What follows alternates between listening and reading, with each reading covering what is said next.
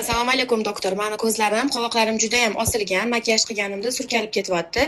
Men ko'zlarimni operatsiya qildirmoqchiman. Operatsiya og'riqlimi?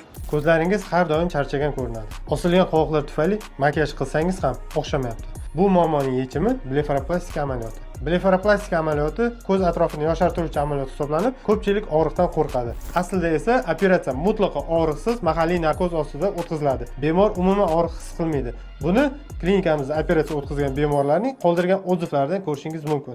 Operatsiya yaxshi o'tdi. Operatsiyadan oldingi og'riqlarim bo'lgani yo'q. Keyingi anaqadan bo'lgani og'riqlar yaxshi.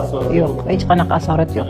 Operatsiyaning davomiyligi 40-60 daqiqa bo'lib, operatsiyani Kamina doktor Rustam Aripov 9 yillik tajribaga ega plastik jarroh hamma bilgan Renessans klinikasida o'tkazaman. Operatsiya mutlaqo xavfsiz, to'liq o'zimning nazoratim ostida, zamonaviy asbob-uskunalar bilan birgalikda qilinadi va siz umuman og'riq his qilmaysiz. Siz oynaga qaraganingizda ko'zingizdagi charchoq emas, balki ishonch ko'rinsin. Qo'rqmang, bu amaliyot faqat sizning go'zalligingiz uchun xizmat qiladi. Bugun murojaat qilgan birinchi 10 ta patsientimga konsultatsiya mutlaqo bepul.